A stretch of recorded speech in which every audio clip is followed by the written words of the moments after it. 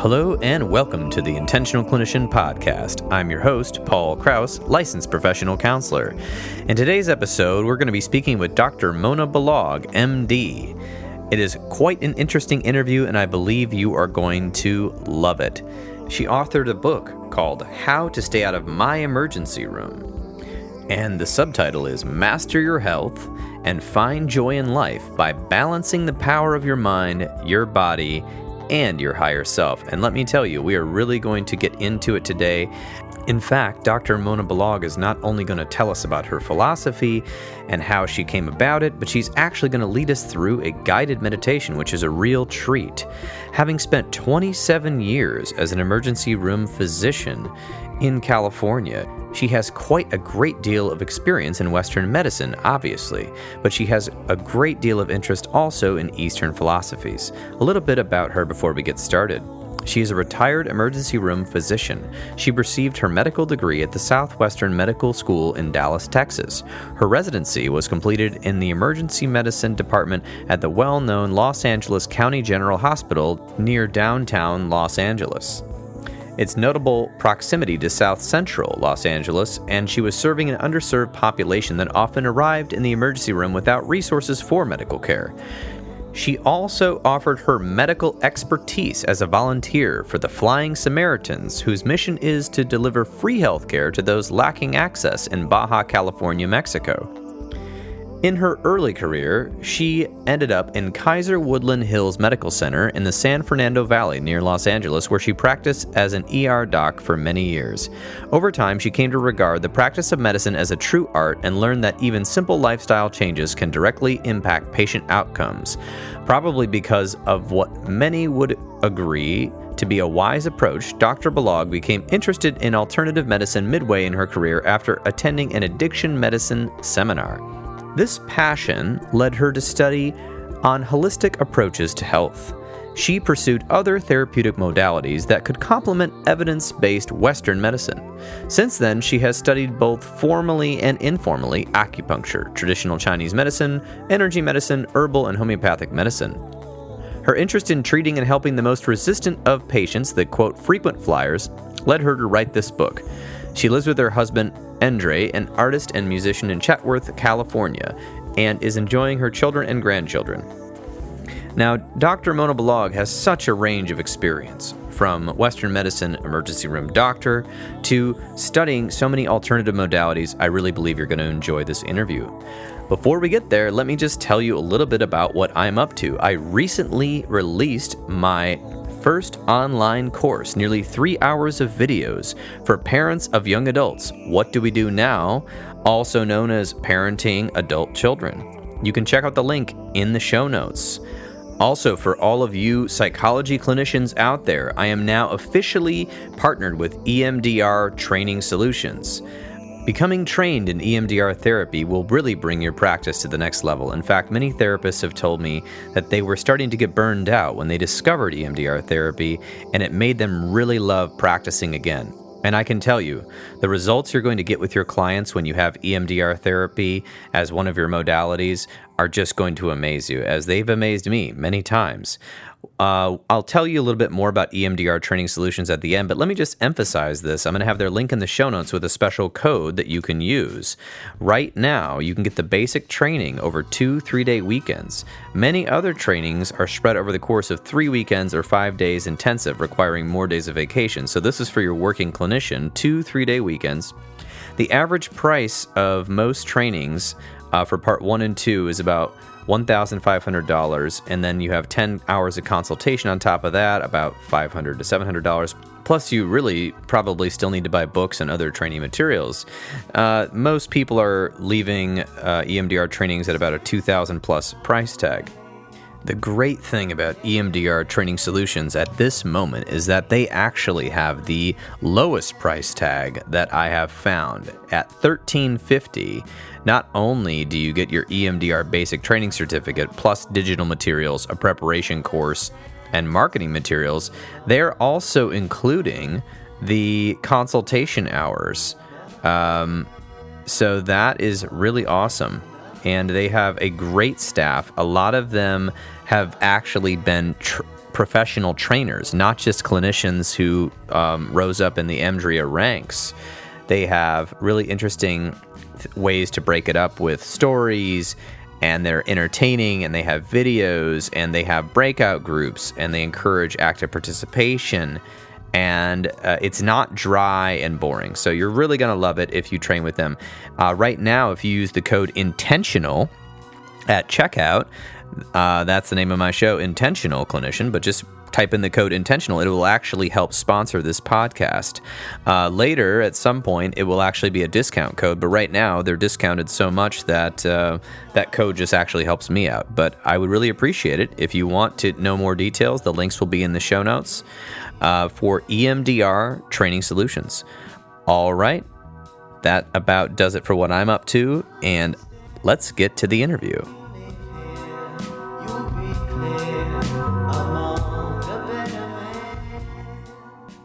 Welcome, Dr. Mona Balogh, to the Intentional Clinician podcast. Thank you so much for joining me. You're welcome. Thank you. So I'm very excited to talk about all of the things that you've got to share about your time as an emergency room doctor, and of course, your book, How to Stay Out of My Emergency Room, which I love that title. And yes, so I'm excited to learn, and I guess maybe a little bit, I'm going to be, reading your bio and things, but I would like to know just a little bit about your background, as I know you had 27 years in an emergency room as a doctor. Right. So if you could tell us a little bit just about, how you got into medicine and how that, how was that experience of working in an emergency room, just a little bit on the top level. Not to sound silly, but basically I was born to be a doctor. My dad was a professor of pharmacology, at first at Columbia University, then in Houston, where I actually grew up. And he being Jewish was not able to get into medical school, and he always wanted his kids to become doctors like he wanted to become. So my sister and I both became doctors. She became a psychiatrist. I became an ER doctor. So that's the silly answer, is that I was born into it. But I've always been interested in human beings and interacting with humans. And then ultimately in helping humans become better, healthier, whatever it is, because that's how I grew up. Oh, that's great. I love that answer. Yeah. And we were talking a little bit before the podcast that you wrote this book a few years ago, it sounds like, after an experience of meditation. Can you tell us a little bit about that? Well, okay. So in 2017, I actually spent a week, 10 days in a Vipassana retreat. And Vipassana meditation, the word means seeing things as they really are. There are centers around the world, but it started in India. A guy who, this man named, it started with the Buddha is really how this meditation started. But the Vipassana retreat centers began with a man named S.N. Goenka. And he was a businessman in India. His parents were Hindu. He actually grew up in Bangladesh, but his heart was in India. And he had a very, very difficult life, not in poverty, but tremendous responsibility. His family they were merchants, and he was expected to be a super merchant as well. He developed a severe case of migraines, to the point where he just went all over the place. He went to Switzerland. He saw all kinds of doctors in the US. He saw doctors here and there and everywhere. And he ultimately was sort of forced to come back to India. And then he joined a Vipassana group. He himself did, and was forced to stay in isolation and meditate for 10 days. And at the end of that, on the other side, he was able to see his headaches for what they were outside of himself. He did an out-of-body experience, which is what we do in Vipassana. You get outside of your body and you see yourself as separate. And as a result of that, he was able to have more compassion on himself, on his own self, and work his experience in compassion towards himself on his body. He healed himself. That's the ultimate experience of Vipassana, seeing yourself compassionately and then healing yourself from the outside in and then the inside out. Very powerful experience. So that's where I was 3.5 years ago. I had actually been writing this book, How to Stay Out of My Emergency Room, for 20-something years. I've been writing all kinds of stories, and it just didn't gel until that experience, that Vipassana experience, where I was able to see things from the outside looking in. So very, very transformative for me. And then I did have a friend who ghost wrote books, helped me out. That was the other next step. I had to shell out the money for that and the energy and effort to actually take that next step. But I had it. I had the energy to do that for my Vipassana, my meditative experience. And everybody, the nice thing about meditation, there's so many different ways to meditate and to learn meditation. That was just one. And I needed the slap in the face of that 10 days. Most people don't need that, I don't think. Or if they do, it's transformative. I'm very happy to hear that story. And it was interesting to me when I first heard the title of your book. I didn't see the subtitle, which I'll read in a second, but it was like I was imagining, my first impression before I met you and read everything. I love what I've read so far. It was here's a doctor, who's got an emergency room doctor, frantic, energy, busy, saving people's lives. The worst injuries come in the emergency room, these situations. And they're telling me how to stay out. I was going to think it was about like a diet guide or something like, and then I read further, it says, master your health, the subtitle, master your health and find joy in life by balancing the power of your mind, your body, and your higher self.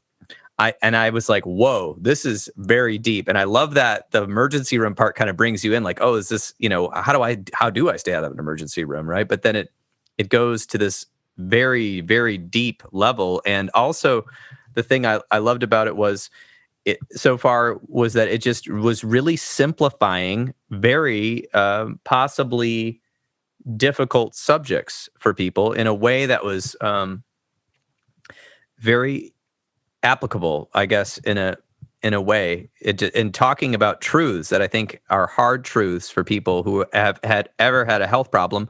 And I think we all have, and like you said in the book, we all have habits, destructive habits.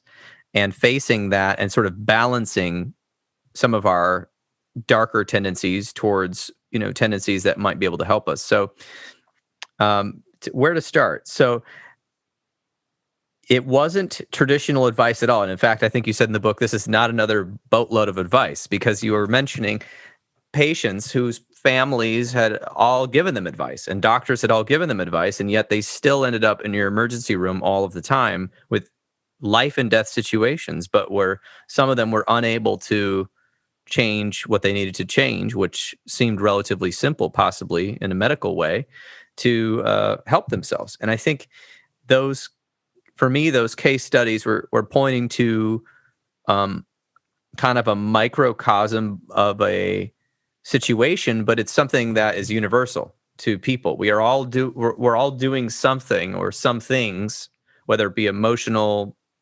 relational, physical, eating habits, whatever it might be, that we might think, gosh, I don't think I should be doing that, but we do it anyway. I'd love to just hear a little bit about the philosophy and how you were able to bring that point out about these habits. Well, it started when I went to an addiction medicine conference, which is actually when the genesis of my book came to be. Over 20 years ago. And it was especially a doctor who was from Vietnam, who was into traditional Asian philosophy. He brought up the yin yang symbol. And I thought, oh, okay, here's another airy fairy explanation of addiction. And it turns out the yin yang symbol is so relevant. It is like the most simplified quantum characteristic of behavior. And if you see it, you see everything's in balance. In balance. On the one side, you've got this sort of fish-like or tadpole-like creature that is mostly white but with a black dot, and the other is upside down, is mostly black with a white dot in the middle. So you've got those opposing forces that are complementary, but also they're separate and are against each other. But within each one, there's a little bit of the other. So that to me, and he explained this, that to me really solidified the balance that we have, the homeostasis that we have in our bodies physically, but also in our emotions. If we're trying to stay in homeostasis with the environment, with others, we have to keep all those elements in balance. So what is the light? And I don't like to call it black and white because that has a little charged overtones. So it actually really is not black and white. It is light and dark, which every one of us has. We have light and dark within us, in balance and in opposition, and complementary as well. So very complicated. The whole thing is so complicated. How do we make sense of it? The way we make sense of it is to see that it's there, it exists, and then now what do we do about it? And how do we behave within that framework? So it started way back when, at that time, and it's been building in my mind ever since, came to a culmination when I did my Vipassana, when I was able to get outside of myself and see my body as separate from me. And I could see the yin yang inside of me. I could see those forces. I could see the force of light, which is the yang, and that's moving towards the higher self. The higher self itself is all light. It's all good. It's all health. And then on the other side, you have the yin, which is basically progression towards entropy. These forces are all they're all dynamic. So it's not static. This is dynamic. So yin is entropy, and the ultimate yin is in the universe, the physical yin.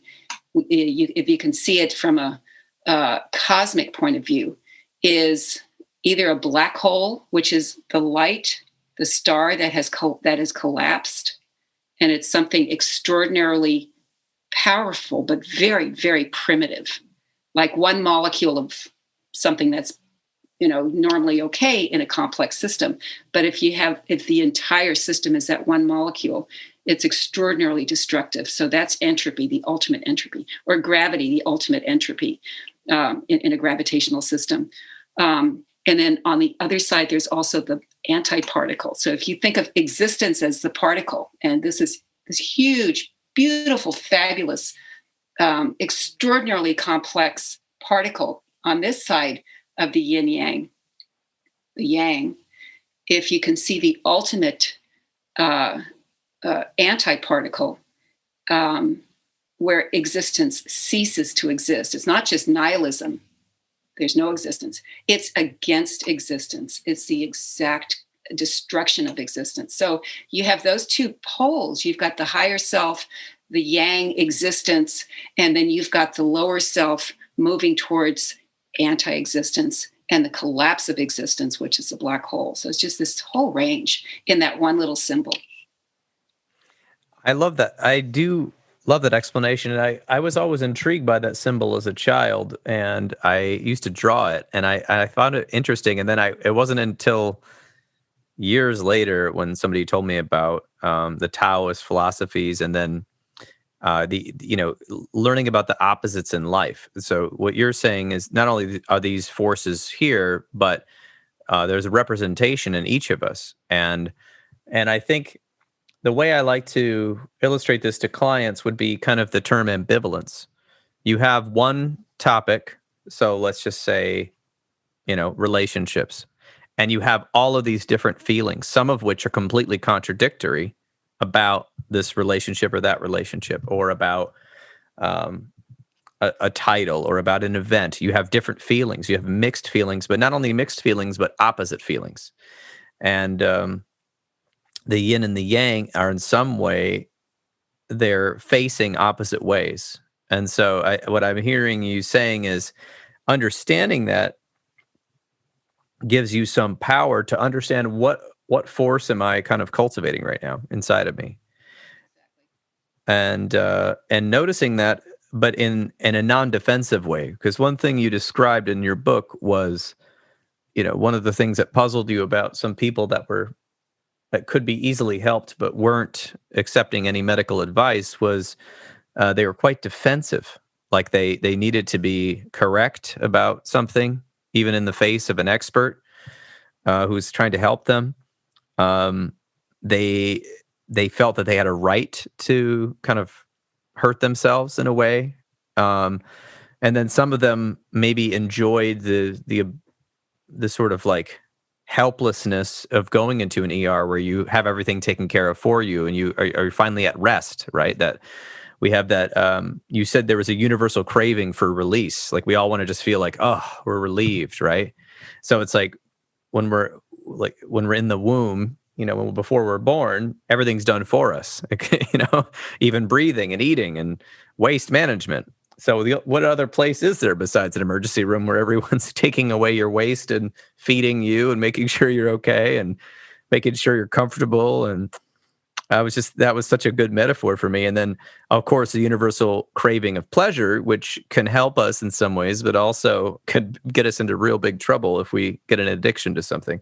So I'm just sort of thinking of some of the points here in your book, and love for you to elaborate on them. But I love so far what I also see that you've done is you had a Western medical education as a medical doctor, an MD.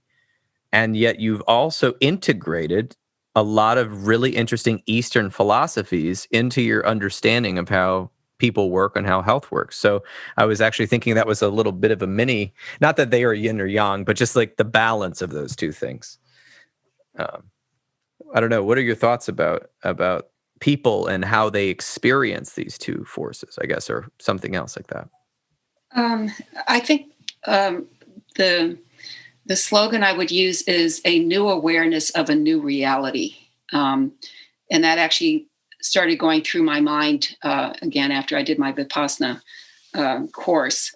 When you become newly aware of new parts of reality that have always been there, but you're now newly aware of it, then you see that reality in so many things. So people starting out with an understanding of their own higher self and their own lower self and the balance of the two.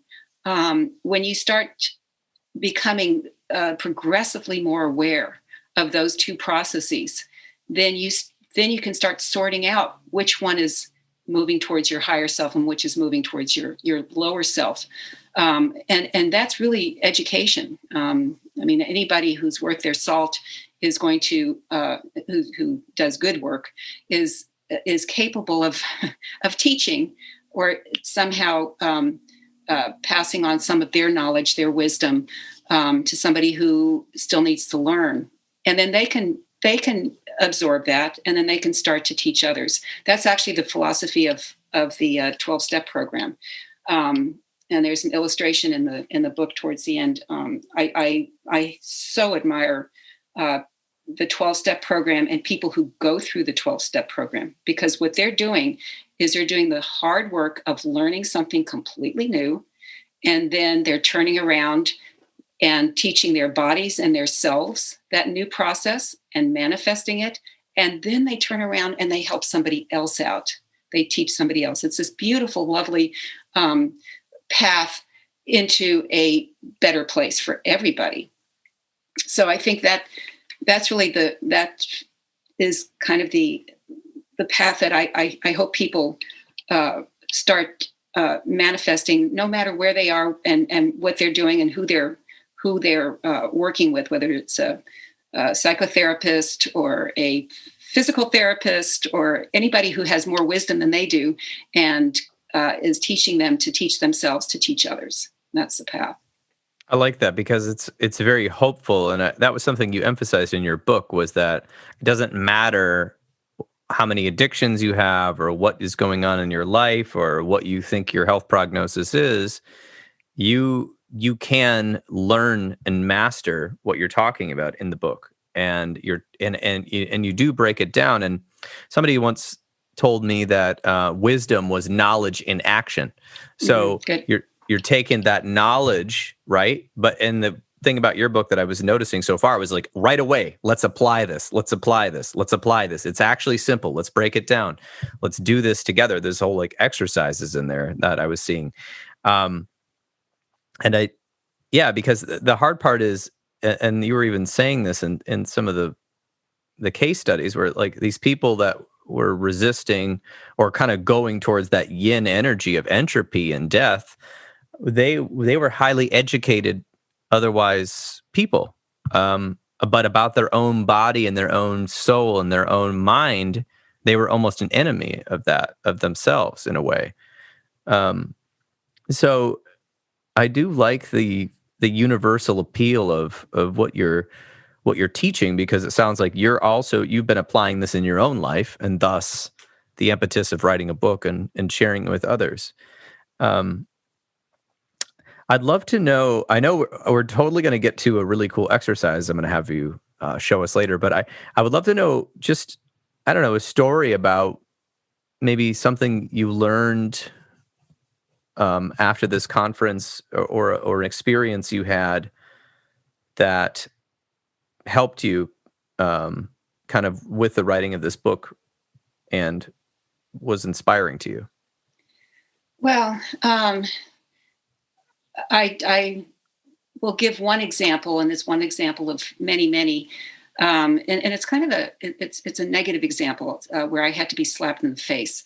Not literally, but figuratively, by a patient and his wife, who came into the emergency room, and we of course saw a lot of alcoholics, and this particular alcoholic came in with his wife. He was in his 30s, his mid 30s, and he had kids. So really kind of tragic.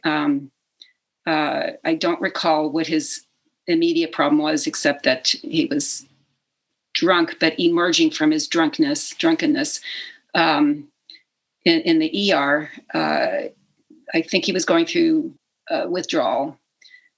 And when I interviewed him, he looked me in the eyes and said, "I'm drinking because if I don't drink, I'm going to kill my father." So I was shocked. So this happened shortly after I did my conference. I thought, wow, this guy's in very deep need of some kind of 12-step program.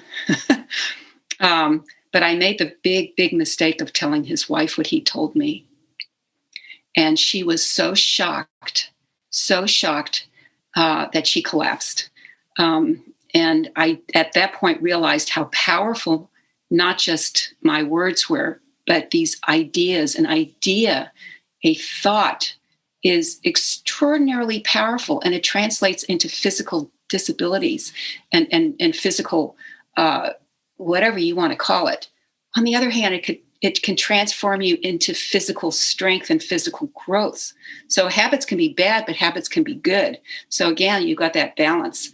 You have to just be able to see it. So this poor man had been medicating himself so that anytime he felt the need to murder his dad, he thwarted himself, but it was destroying his body.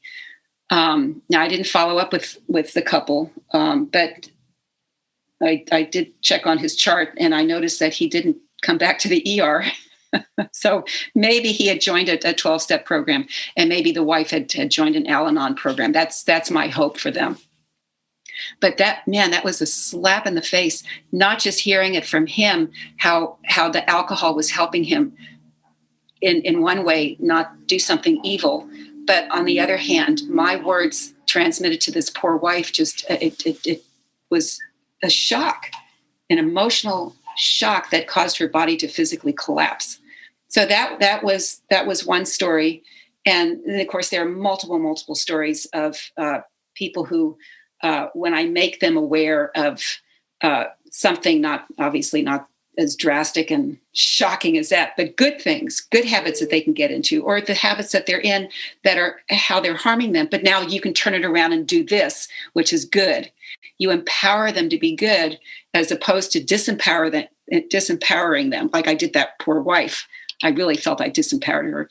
But if she was going to Al-Anon, she would be, again, empowered to do good. That's the beauty of awareness of a new reality, or of the reality that's always been there, is you empower yourself to do what you need to do good and move forward with that. So a big part of this work that you're emphasizing in the book seems to be, you're using meditation as a tool throughout. There's meditations in here about overcoming drug and alcohol addiction, overcoming violent tendencies, overcoming pornography or sex addiction and video games, things like that. And I really like that because I think in meditation, and imagination exercises, which are also in there, you are using the power of thought in the mind, which is actually so powerful that it's controlling us all the time. It's automatically controlling us. So it's a matter of, do you have awareness of where your control starts and ends and what decisions you're making? So it's like the new reality, to be awakened to the reality that's always been there. You have to have a tool for awareness. And it does seem like imagination and meditation exercises are how you're getting there, because it allows you to have what they call dual awareness, I believe, or meta awareness is what I've heard, which is a lot of people think, and this is what I've heard from some meditation teachers, is that before you know how to meditate, you believe you are what your thoughts say. You're identified. Your identity is whatever you think at the time. And then once you've learned to meditate, which anyone can learn, and sometimes you can learn in a day or even in an hour, right? And you could learn it and be able to start doing it. And there's so many different ways to do it that all of a sudden you stop identifying with your just automatic thinking patterns. And then further, like you said, with Vipassana is even not even identifying with your body. And getting outside of your body and seeing your body for what it is, a vessel, and to take you through life. And if you're able to have a little bit of that objective perspective, perhaps that's when people can see, why am I doing this thing that's so destructive to myself? Why do I keep repeating that? Why is that? And answering those tough questions gets below the surface of everyday talking that we do with other people, or everyday maybe talking we do with ourselves. We're going beneath the surface to figure out, where is that leading and why? Why am I pushing myself that way? And in that way, then we can self-correct. Hopefully, if you're doing these meditations, you will stay out of the emergency room unless you actually accidentally break your leg or something walking around, and it's not so self-inflicted. Right. So, yeah, what are your thoughts on that? Well, I think you explained it very nicely. I do put a little caveat in there. If I'm not wanting everybody to stay out of my emergency room. If you want to explore the world, and for obviously job preservation, I do like, I'm retired, but for my colleagues, if you want to explore the world and do it in an exuberant way, and you make a mistake, you have to have some way that you can go back and keep exploring, but do it a little bit better, a little bit more consciously the next time. So yeah, if you walk around and you break your leg, well, then you'd meditate and go, well, why did I break my leg? And do I really want to break my leg again? No, then this is what I need to do. I need to change my way of experiencing the world and doing the world. So I don't really, I'm not telling people not to explore and be wild and crazy and that sort of thing. I am telling people like you said, to grow from their experiences a better way of experiencing life. And that is what meditation allows you to do. I go into great detail that meditation is not some airy-fairy woo-woo stuff that only yogis do. Yes, they do it, but you can do it too. You can be like a yogi for a minute a day. Why not? Why not? Just add that to your experience bag. And it will, when you start doing it, allow you to see things differently and more clearly and more richly. So meditation really is the fulcrum of an ability to change, not change your mind necessarily. Yes, change your mind to be better, but expand your mind. So I think that's really that's the crux of the mind versus body toolbox. Yes. I love that. I want to add a little caveat to yours, which was also, I think I have my own meditation practice, and I've noticed on the days that I meditate in the morning, like I'm supposed to, it seems that my day goes not always better, but I'm able to respond better to most things that come my way. And I'm looking at problems differently. I'm looking at aggravation or frustration differently. And I can just tell, and I just laugh at myself like around 3 p.m. every day. If I'm like, oh, I didn't meditate today. That's what's going on. And then usually, hopefully I'll do it before I go home and, see the family or whatever. Hopefully I'll do it and I'll learn. Right. But it's making that space and time. And there's so many different types of meditation, like in in the book, there's guided ones and specific ones. And there's ways of helping the mind open up to things. There's helping the mind concentrate on things. And then, like what you said, there's a mind-body connection too, because we don't even have to go very far on the internet to research mindfulness meditation studies on college students that do 30 minutes or 20 minutes a day, and their test scores are up, and their hard physical outcomes are better. Their blood pressure is better. Their tension levels are lower. I mean, so there's a physical effect that occurs when we sit still. You can even do walking meditations, but intentionally using the mind in that way has wonderful cognitive effects, but also physical effects as well. And it's totally now the science in the last 20 years, about maybe in the 90s, they were studying it as well, but really has kind of caught up to say, this works, do it. I mean, it's as important as exercise. Honestly, I think it should be. I think it's not yet to that level in our society, but we're all emphasizing, thanks to our little modern devices, 10,000 steps a day, says the American Heart, Cardiac Association, whatever. And I'm like, falling short. But I almost feel like it should be like, meditate 20 minutes a day, so you're a nice person. I'm joking, but a little bit, but I'm kind of serious.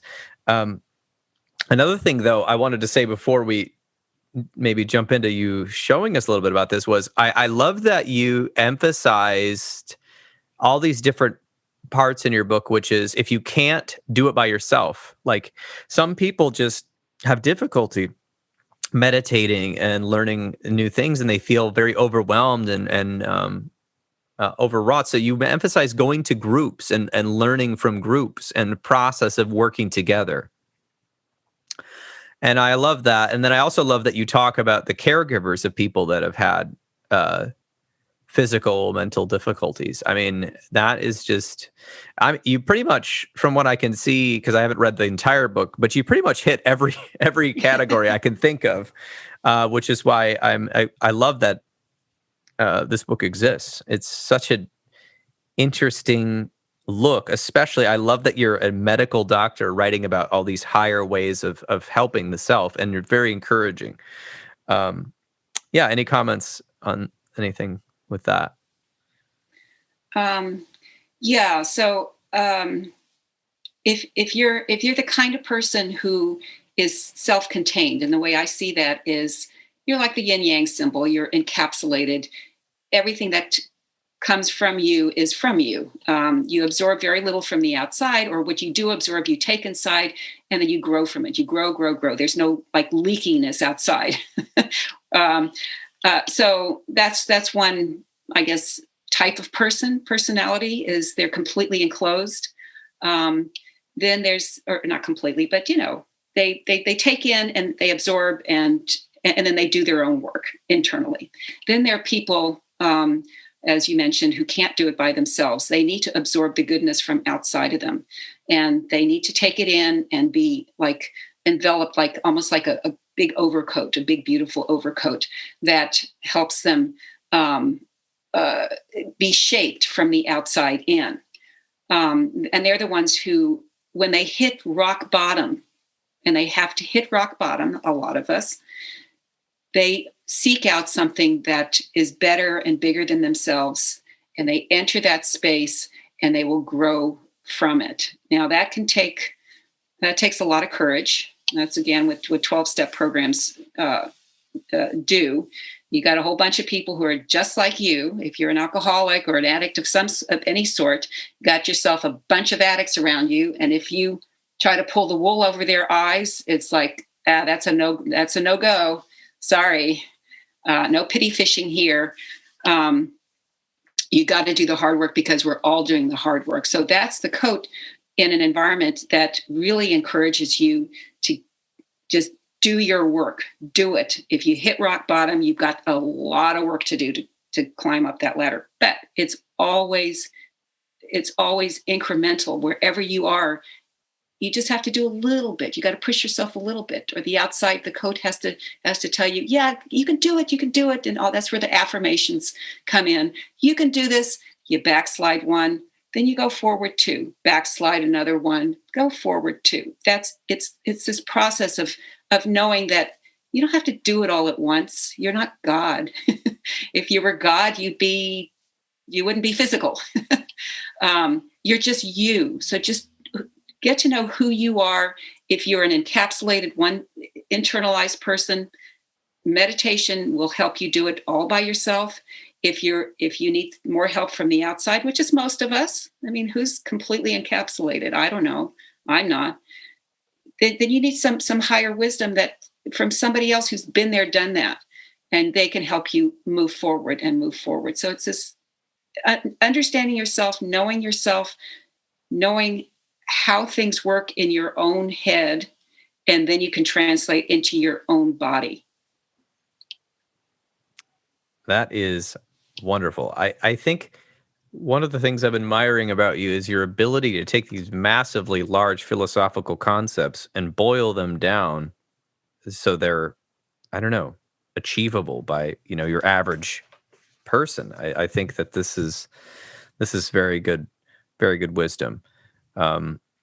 And yeah, I'm excited for people to kind of explore and learn more, on their own. Obviously, this is a commitment to stay out of your emergency room unless I have an accident. I do have to do some work. There's some work involved, but it's something that's gratifying, and it brings you out of can bring you out of these downward spirals and cycles. So, I'd love for you. You mentioned earlier sharing this higher self meditation, and I would love for the listeners to hear that. The higher self is whoever you are, wherever you are. There's something that you can aspire to within yourself. It's your own personal higher self.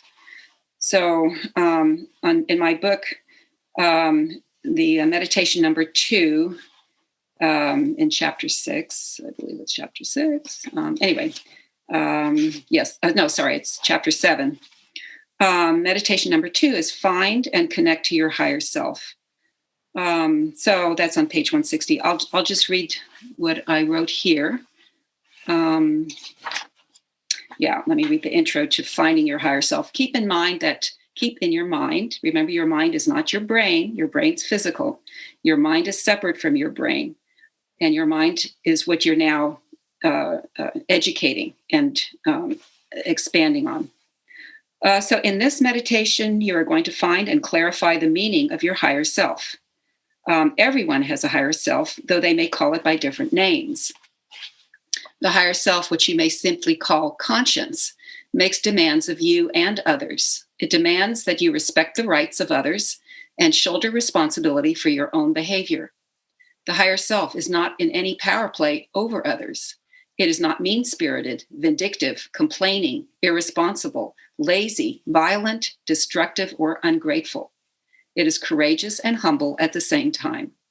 It is kind-spirited, decent, hardworking, uncomplaining, forgiving, and grateful for the good in the world. This meditation includes clarifying the higher self, not just in yourself, but in others as well, the people who have shaped you over your lifetime. It will help you go past any false images you have of the higher self, which have caused you to rebel against it. All right, overcoming false images. Indeed, it is absolutely vital to remember that your higher self is not the voices and images of authority you rebelled against, not the unhelpful images which came from unwise or even indecent behaviors from parents, preachers, religious institutions, overbearing teachers, friends, relatives, or others exercising poor judgment. If you look, you will find images of your higher self which shaped you to be better, less mean, less lazy, less ungrateful, or less arrogant. If the voices of well-meaning parents, friends, preachers, institutions, teachers, or others helped you move forward and be a better you, meditate on those voices as well. So again, with this meditation, what you're going to want to do is keep the good, the higher existence in your meditative mind, and that's what you're going to move towards. In the last paragraph, your true higher self is only pure and true. It is pure yang. It is pure good. Your true higher self has always made you happy because it has always been beautiful. You can always trust your higher self because your higher self was and is ready to guide you on the right course no matter what. It has always been perfect and indestructible, a pure, bright light in any darkness. Let's find it. All right, so here's your meditation. Go to sit in your safe meditation spot. Get comfortable and relaxed. Take a deep, cleansing breath, then let your breathing fall into your gentle meditative rhythm. Take your time. Begin, as always, by clearing your mind and focusing on your breathing. This time, however, be sure to close your eyes. Now imagine that you are floating weightless, but safe in the darkness of outer space. You need no spacesuit. It is warm and dark and strangely beautiful, floating in all that darkness. When you are ready, see that in the darkness, that there is a distant bright light floating like a star. Focus on this light. Notice gently and happily that this light is immovable. It is constant. It has been burning there forever. It is a pure, bright light. Now imagine yourself gently flying through the darkness of space, slowly but directly toward this light. The light gets larger and larger and larger as you move closer. You realize that this is your very own higher self waiting for you. You move closer and closer until the light takes up your entire peripheral vision, as if filling all of space. You move gently, joyfully, right inside the light. You float completely bathed in the bright light. It is all around you. It is everywhere. You see nothing but the bright light. Feel the goodness of the light. Feel its tremendous purpose, its strength, its indestructibility, its energy, its wisdom, its truth, its guidance. Bathe in the joy of that pure goodness. Now feel the light from your higher self gently flow into you. The pure bright light slowly fills your head, your neck, your chest. It flows out along your arms, your hands, your fingers, then down into your torso, your pelvis, your legs, your feet, your toes. You are entirely filled with light. It has entirely pushed back any darkness within you. You are in the light. Your body is filled with light. Everything is light. You feel incredibly happy and strong. You feel indescribable joy because you are filled with the light and truth of your very own higher self. Relax and just enjoy this moment. Give yourself over to it. When you can no longer sustain the vision, let it fade. When you are ready to finish your meditation, take a deep, cleansing breath in and out. Sit for a time as you readjust to regular consciousness. As you leave your meditation place and forever after, remember how great it felt to be completely immersed in your higher self. Remember this moment when you need to remember it. Find and connect to your higher self as often as you like, every day if you wish.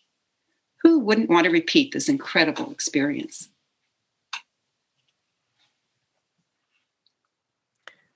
And I really am excited for listeners because now, if they want to do this meditation, they can just bookmark that part and go back to it. You have a very good reading voice as well. Oh, thank you. I think that's very easy. I was trying to think. I was fighting myself between doing the meditation and thinking about what to ask you about next. But I love that meditation and the higher self.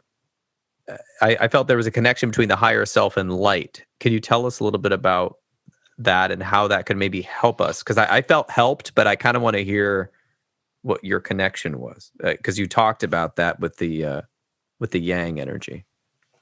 So the higher self and the light that it implies and actually manifests is your starting point. If you can start from a point of goodness, of goodness power, you are empowering yourself to be good. And if it's light, it can shine light on all the other parts of you. It's frightening, very frightening to think that there are bad parts of you, that there's some parts of yourselves that are so, of yourself that is so horrible, like that poor alcoholic who said if he didn't drink, he'd murder his dad. It's just so frightening to know that there's, to be aware with this new awareness that there are bad parts of you.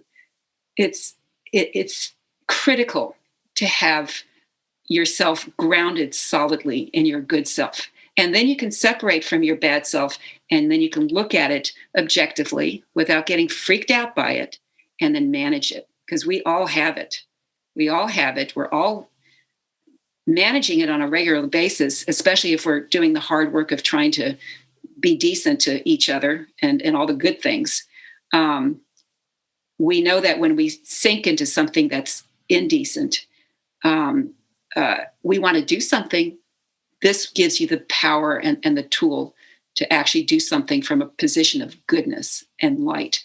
And then, you can use the metaphor of shining light on dark places. Okay, you got dark places. That everybody does, Let's talk about biology. You've got dark places between your legs. Do you want to expose that to everybody from the waist down? Who wants to see that? Well, if you are in touch with your body, you need to see that. Yes, you need to go to the bathroom every now and then. You need to do certain things to excrete waste, right?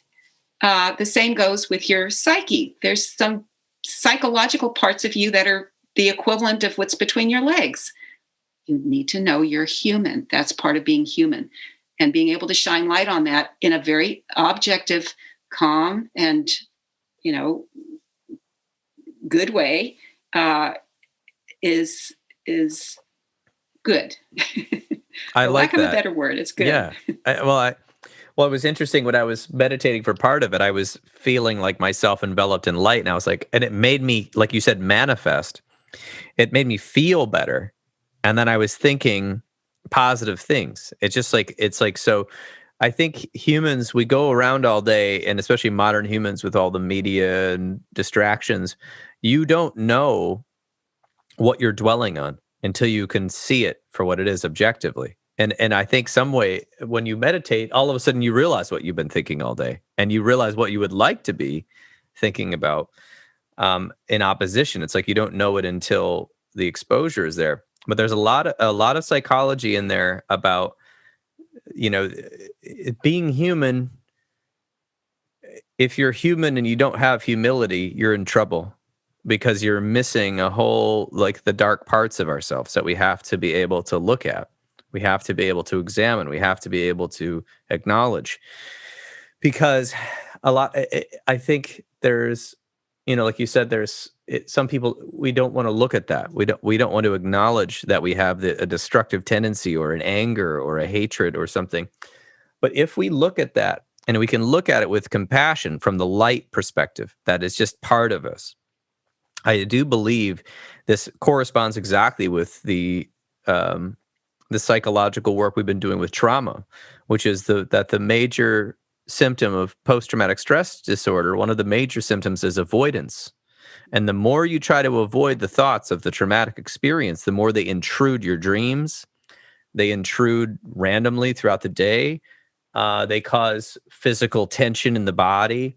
And once you can finally use a tool in trauma-informed therapy or there's other doctor-assisted therapies as well, like with medications, when you can finally address it, when you finally look at it a few times with the help of somebody, all of a sudden, all of that dark energy just dissipates. People feel better. They feel lighter. They can sleep at night. They aren't having strange, random, intrusive thoughts that are coming in. And so it just reminds me about that's part of the balance of the yin and the yang, which is if you had a bad thing happen to you or you did a bad thing, you don't want to think about it. But if you do think about it and you have that objectivity to do it through the meditation that you just showed us, one of them, there's many, you bring a gentleness to it. It allows yourself to balance out and reach that homeostasis. I think that's kind of my take on what I was hearing. Yeah, and let me just add a little bit. The word you use is intrusion, which is a very important concept. There is something intruding into your everyday homeostasis, your everyday balance. And when you meditate, you're not in your body, you're in your mind. And if you can, again, see that objectively, you can see there's actually something intruding. It's almost visceral. It's something that's entering your space and destabilizing it. To me, that actually became pretty visceral in a physical way when I did Vipassana. Day 4, you do the actual Vipassana. Where you have that out-of-body experience. And the first few days are just getting comfortable in your body and then focusing just on your breath, just so you can get rid of all the extraneous physical world. You just focus on the physical breath. But then on day 4, you actually enter into your out-of-body experience, which is fabulous and scary. So for me, what intruded when I was able to step out of my body and do the body review from top to bottom and bottom to top, what I saw, and again, you can read it in my Vipassana experience, freaked the heck out of me. Because finally I was seeing what I had been experienced throughout my life. I saw myself as being a big cat. I know this is going to sound really weird, but I'm just telling it like it is. I saw myself throughout my life. Whenever I wanted to protect myself, I became this cat, and maybe it was a lion or whatever it was, or tiger. Actually, it wasn't ever a lion.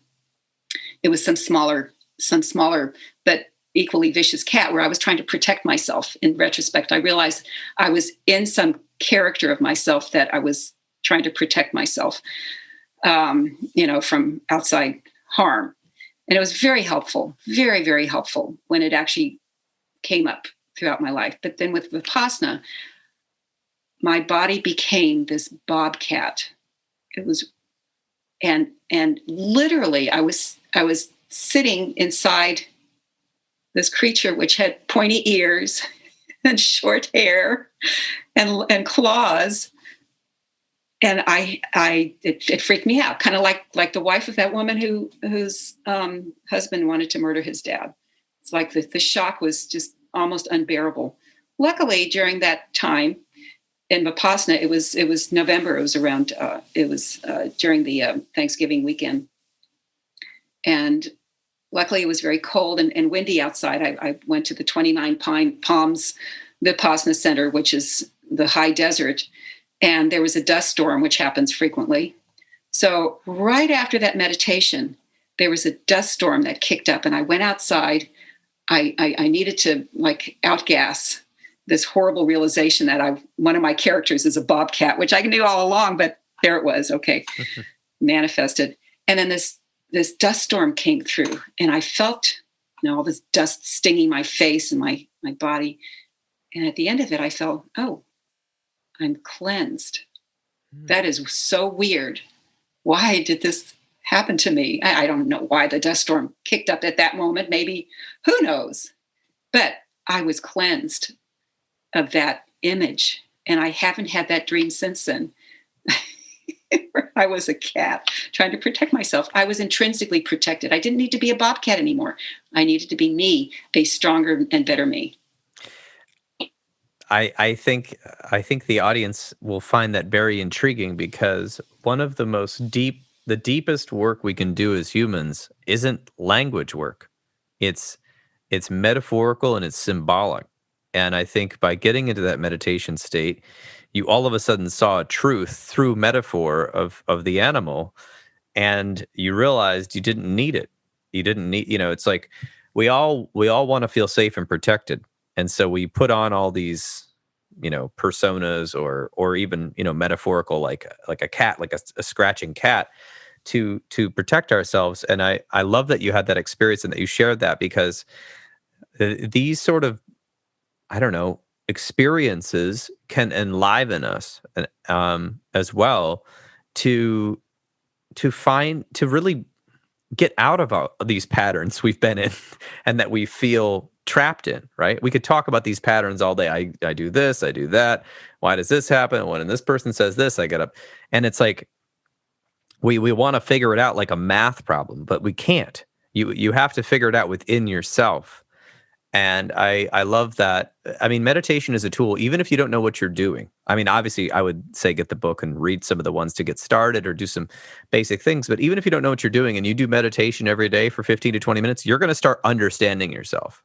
And that's the beauty of it. And doing these sort of practices. And what you did, of course, is you went to an actual retreat center where there's some more guidance and some more information. And then we're open to experiences, because let's just say you had gone to a steakhouse in 29 Palms and watched a football game and had a few brewskis and then went out to your car and here comes the windstorm and you're cursing it.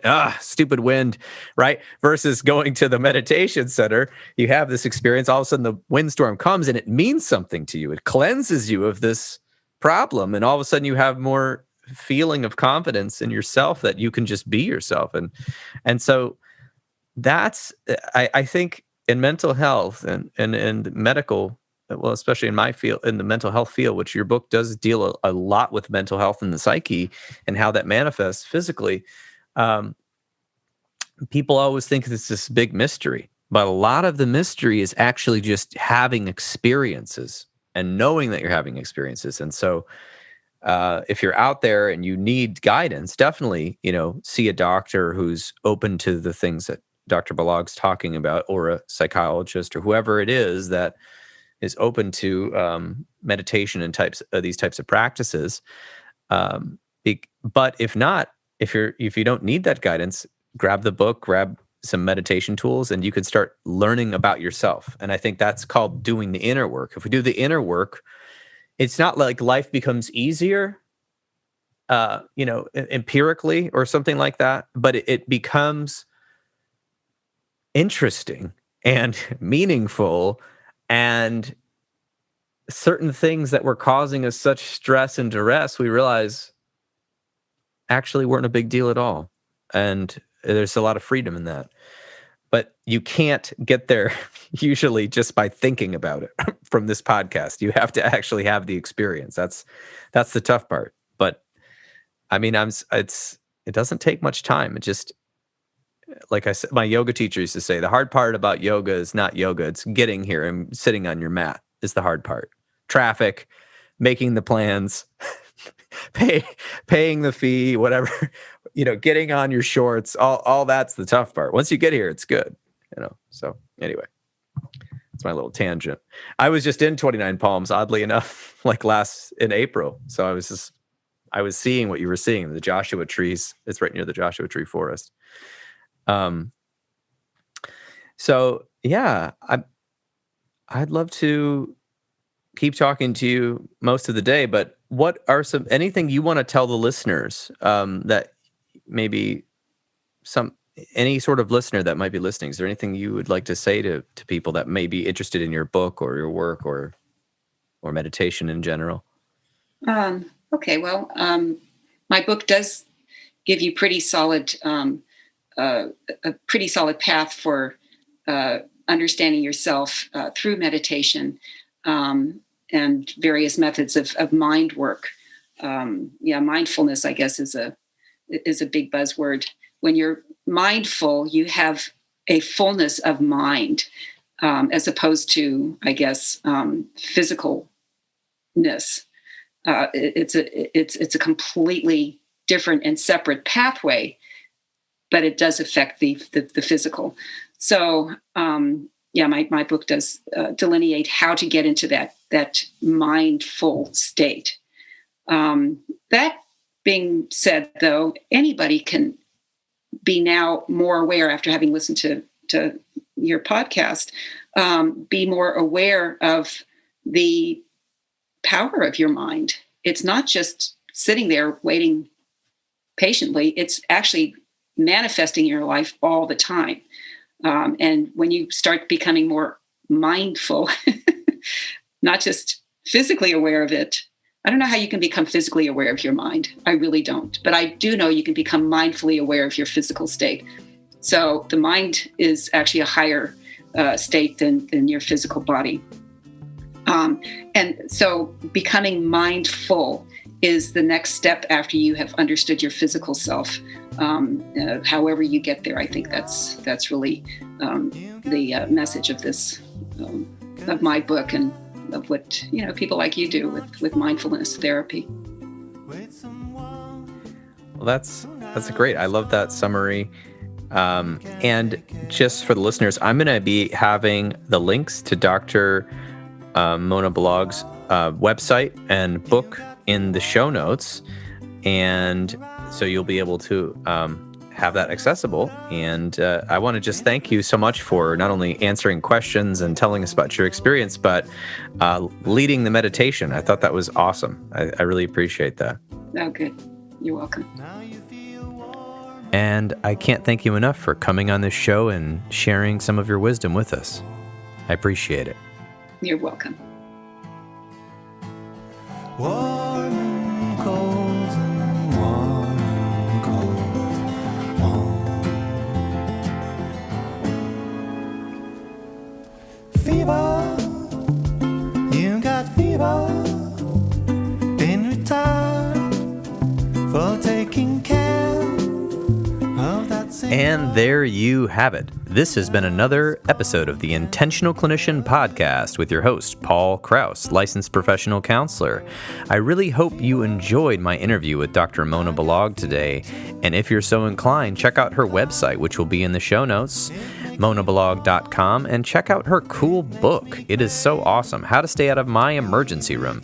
And I really do think she has a unique stance and philosophy to take on this Eastern philosophy, mixing with her Western medicine expertise. So definitely something to check out. As I said, this book is full of application. It's just half of the book is just how to do things and little exercises. So very cool stuff. Obviously, an amazingly wise person, and I really appreciate her coming on the show.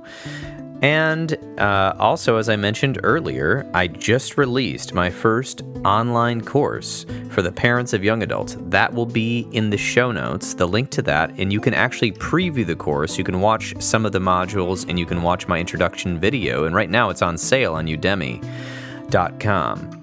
And as I previously mentioned, I am an EMDR consultant in training, and hopefully by the end of the summer, I will be an EMDR IA consultant completely. I'm right now partnered with EMDR Training Solutions, as I hope to facilitate for them someday and train other clinicians in that way outside of being a consultant. And right now, if you register for their course, as I said, from what I've seen by reviewing about 7 or 8 other programs, including the official institute ones, theirs is still the most affordable at $13.50. So that price probably won't stay the same forever, but check it out. And if you do, please use the code INTENTIONAL, which will help out this podcast. So again, thank you so much for listening. If you like this podcast, please share it with somebody you know. I would surely appreciate it. Until next time, I'm wishing you all a safe and peaceful week. If you are looking for an EMDRIA consultant, I am still an EMDRIA consultant in training and can provide 15 of the 20 hours needed to become EMDRIA certified. Right now, I have 2 EMDRIA consultation groups going on online. For details, check out counselingsupervisorgr.com or healthforlifegr.com, or just send me an email. If you are in need of counseling, do not hesitate to make an appointment with a local counselor in your area. You can also make an appointment with the excellent clinicians in the Grand Rapids area at Health for Life Grand Rapids and the Trauma Informed Counseling Center of Grand Rapids by visiting www.healthforlifegr.com. The recording you just listened to consists of the personal opinions of Paul Krauss and his guest, and while these are based upon literature and experience in their respective fields, these opinions should not be viewed as the definitive opinion or truth on any subject. Listening to this podcast is not a substitute for treatment. If you are in a crisis, please dial 911 or call the National Suicide Prevention Hotline at 1-800-273-8255. Are you a young person of color feeling down, stressed out, or overwhelmed? Just text Steve, that's STEVE, to 741-741, and a live trained crisis counselor will respond. And whatever you're going through, help is available. It just doesn't seem like it when you're in the middle of a very difficult situation. And finally, remember, bookshop.org. www.bookshop.org means you can order online from the comfort of your own home or office while supporting a local bookstore near you, which is pretty awesome. If you're a therapist and you're not involved in your professional association, please consider joining one now. I mean, think about it. It's not that much money a year, and they will help lobby for best practices in the state you live in, to make sure that your license doesn't go away, to make sure that best practices are upheld in the state, increasing education among the populace. And I mean, I can just tell you right now, I've lived in many states, and both Michigan and Arizona have had crises with the state boards due to counselors not being involved in their local organizations and not knowing what was going on with their own licensure. And it's very important for the public that we are able to maintain proper licensure. And I know this gets into boring bureaucracy and politics, but honestly, if you aren't going to show up, who is going to show up? Because a lot of the leaders that helped establish these licensure are basically retired right now. So we need anyone and everyone to join the professional organizations and get involved. All right. Take care, everybody.